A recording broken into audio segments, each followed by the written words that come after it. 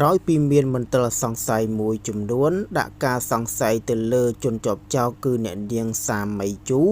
ដែលជាប់ពន្ធនាគារហើយត្រូវបានដោះលែងវិញនៅពេលនេះលោកផៃវណ្ណៈក៏បាននិយាយចំ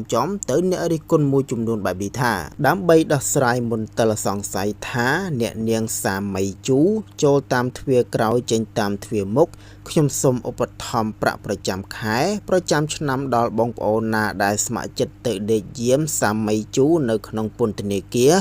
ព្រោះមានតែវិធីនេះទេដែលជួយឲ្យបងប្អូនអ្នកមានមន្ទិលសង្ស័យឈប់ឆ្ងល់បងប្អូនណាស្ម័គ្រចិត្តទៅដេកក្នុងពន្ធនាគារដើម្បីឃ្លាំមើលសាមីជូសូមតាក់ទងមកខ្ញុំដើម្បីទទួលអំណោយបាទនេះគឺជាពាក្យរបស់លោកផៃវណ្ណៈក្រោយពីមានបងប្អូនមួយចំនួនបាននិយាយចំថាអ្នកនាងសាមីជូនេះជាប់ពន្ធនាគារតែឈ្មោះប៉ុន្តែគាត់មិនបានជាប់ពន្ធនាគារពិតប្រាកដទេគ្រាន់តែថតជាការគម្រប់កិច្ច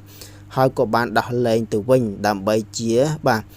ធ្នូជាលុយជាកាក់អញ្ចឹងទៅបងប្អូនទាំងអស់គ្នាប៉ុន្តែលោកផៃវណ្ណៈមិនគិតដូចបងប្អូនទេ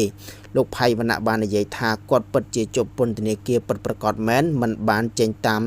ទ្វារក្រោយចូលតាមទ្វារមុខចេញតាមទ្វារក្រោយទេគឺពិតជាជាប់ពន្ធនាគារពិត 100% ពិតមែនហើយបងប្អូនមិនជឿទេអាចទៅពន្ធនាគារដេកចាំមើលបាននេះគឺជាការលើកឡើងរបស់លោកផៃវណ្ណៈអញ្ចឹងទេបងប្អូនមានមតិយោបល់យ៉ាងណាសូមខមមិននៅខាងក្រោមវីដេអូនេះទាំងអស់គ្នា